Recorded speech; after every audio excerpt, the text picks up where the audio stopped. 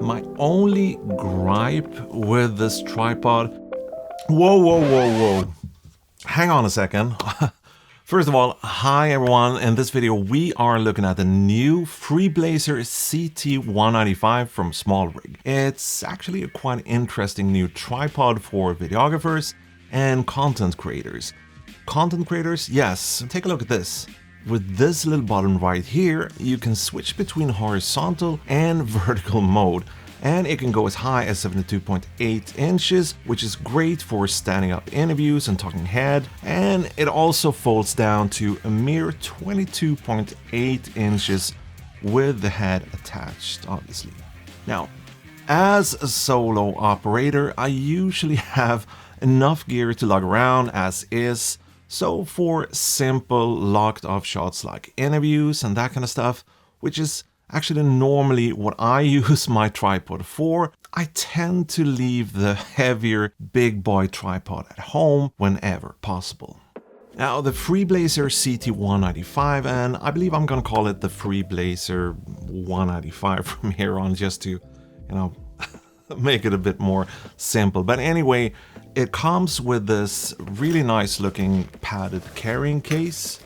Looks like this. It's got a very sturdy zipper on top here, and if we look inside, there's a little pocket that contains this little baggie, and in this baggie there's some metal spikes that you can use instead of the rubberized feet that's mounted on the tripod when you get it. If you're shooting somewhere where there's, nice hardware floors and that kind of stuff, you can get those spikes in there and really make sure that your tripod won't be moving around.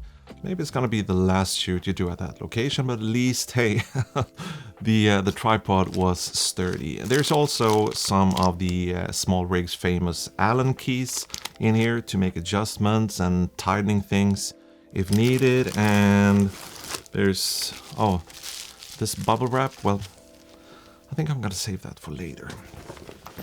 Now, the legs and the head is made out of aluminum alloy, and despite it being made out of aluminum, it only weighs 4.4 pounds or 2 kilograms, which is surprisingly light for a tripod made out of aluminum. The legs use these twist locks. Most of you are probably familiar with the twist locks, and the legs can handle payloads up to 33 pounds or 15 kilograms, while the head here can only handle 11 pounds, but it's still enough for most like mirrorless and smaller cinema camera rigs out there. You can get a fair amount of gear on your rig and still use the head.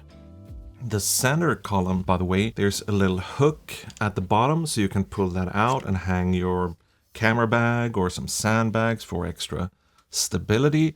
And you can also flip the center column here and mount it in reverse or upside down like this if you need to get those, those kind of in between low angle shots. They're not quite, down there in the dirt, but they're not up there as well. So you can go ahead and do that with the center column. And by the way, this leg here, the one with a little foam grip on it, that can be detached like this, and you can put the column and the leg together, and now you have a monopod, which by the way is probably one of my favorite types of camera support, especially for those shoots where you want to be able to grab as many angles and compositions as possible, and you don't want to be dealing with a tripod. So if I'm shooting documentaries or music videos and that kind of stuff, or if I'm just jumping between a lot of different locations on a shoot, a monopod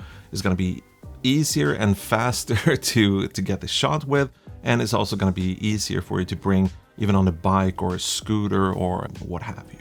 A tripod isn't all legs. We have to talk about the head as well, and although it's very compact and small and all that, it actually got some interesting features that I wanted to talk about as well. First off, we have the sideways tilt that we talked about in the beginning of this video. When you compose and shoot in the right orientation, it usually comes out looking a bit better. So If you're doing things for social media, which most of us are these days, either personal work or commercial work, a feature like this will obviously come in handy a lot of times.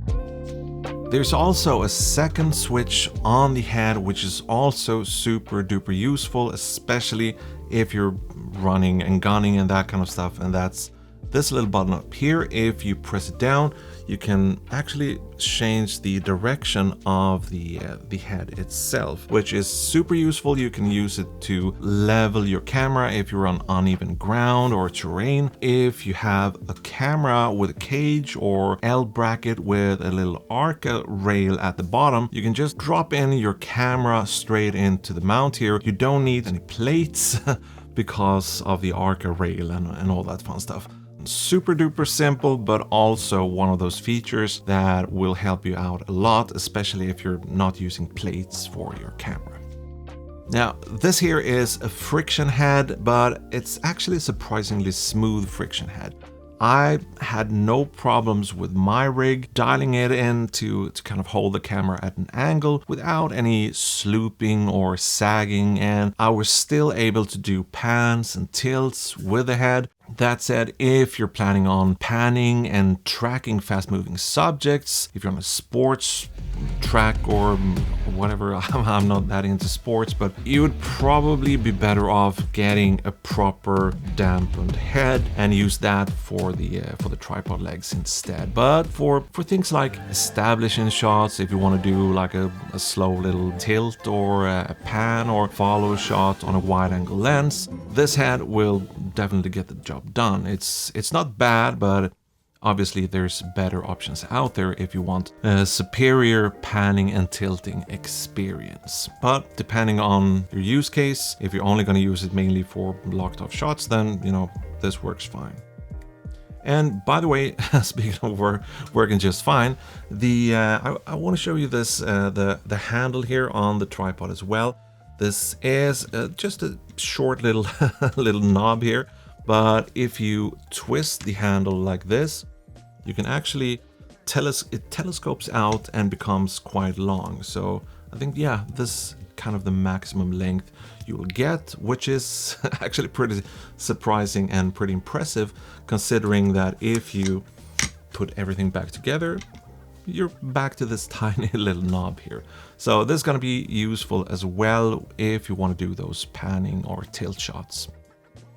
My only gripe with this tripod, it's these little twist locks, but I think that's more of a kind of personal preference, as I'm more used to the clamp type locks or whatever you call them. So yeah, but I haven't actually had any issues with the twist locks, and like I said before, they're rated to handle up to 15 kilograms or 33 pounds, so they're very, very sturdy. It's just I'm not used to dealing with twist locks, but that would probably be my only little gripe. But like I said, it's more of a personal preference there, so I wouldn't knock off any points for the twist locks.